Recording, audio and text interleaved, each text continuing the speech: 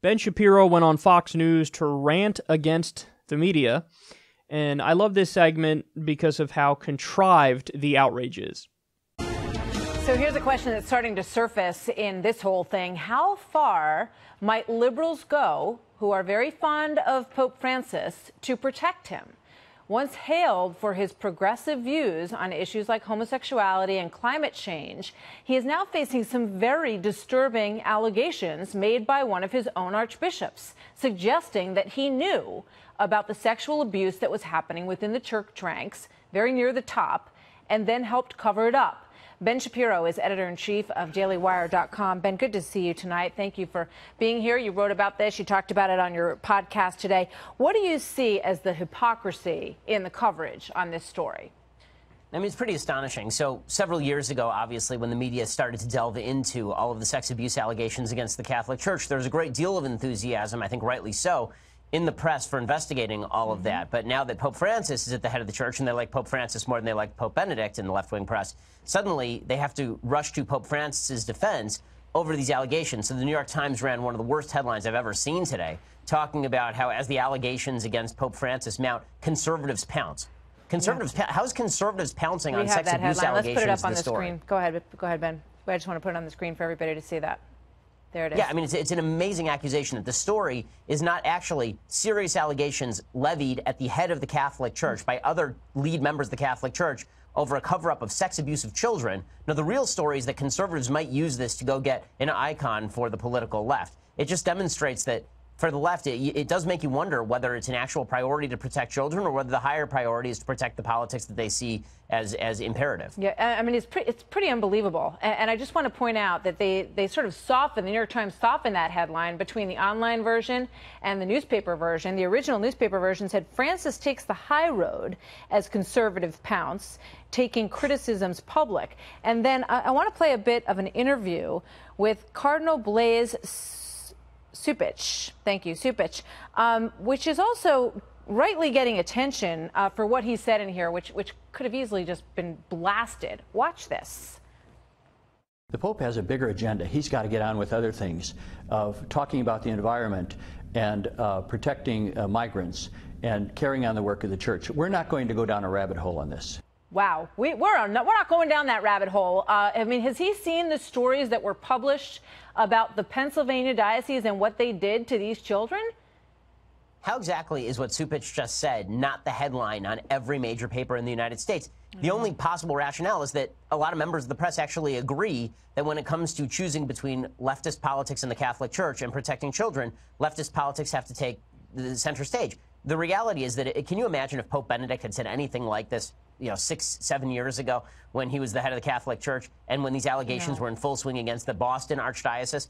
Of course it would have been the end of the world. And it should be the end of the world because when people in positions of power are covering for institutional, disgusting and criminal behavior, that should be the end of the world, particularly when it's a religious institution that is tasked with presumably God's word on earth.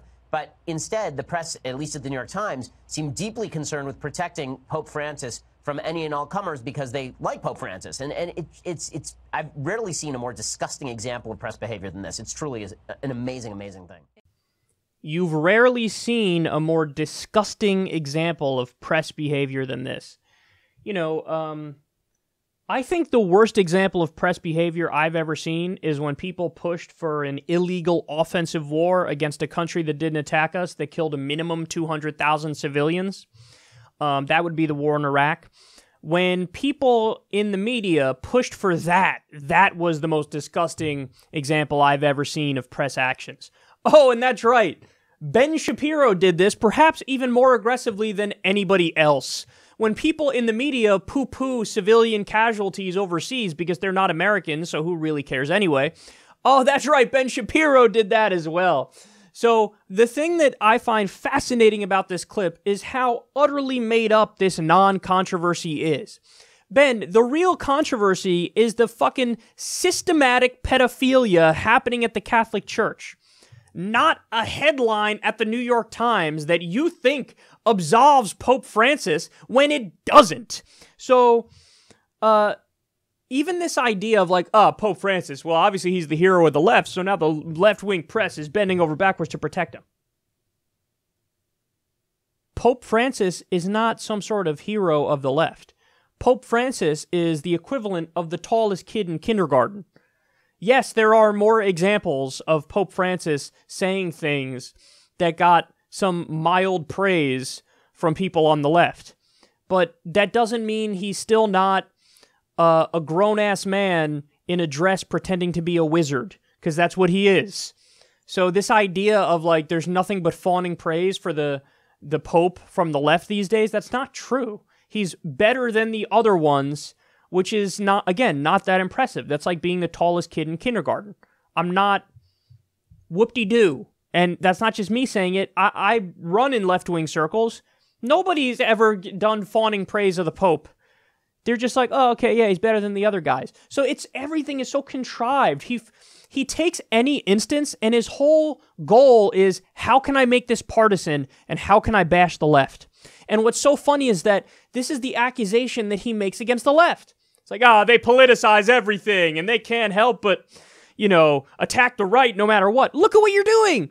You have a story about the Catholic Church in a systematic fashion covering up pedophilia, and instead of making that the story, you're talking about the left's reaction to it, which isn't even the real reaction to it. It's the reaction that you want the left to have so that then you can then attack the left. So he's not what you think he is on the left, the Pope. And then furthermore, a reasonable rant about this, Ben Shapiro, would be, I'm going to now rant against the Catholic Church. Totally reasonable. I'd be 100% on your side if you did that. Another reasonable rant about this would be a rant against religion. And how, for example, if this was any other institution that had systematic pedophilia, it would have already been 100% out of business and shunned throughout all of society. But since it's in the particular area where we pretend that people have a direct line to the supernatural, now the punishment is not as hard and is not as harsh. So, but you didn't give that rant. You didn't rant against institutional religion. You could have, you didn't. You chose to rant against the left instead over some perceived, non-fucking fawning love of Pope Francis. And then finally, you could have ranted against the lack of charges, how they were just shuffling priests from diocese to diocese, and that's the heart of the scandal. Instead, you barely mentioned that. So you're not ranting against religion, you're not ranting against the Catholic Church, you're not ranting against the lack of charges, you're ranting against the left, because you're a fucking one-trick pony, and that's all you have, and it's really sad, and you're not as brilliant as you think you are.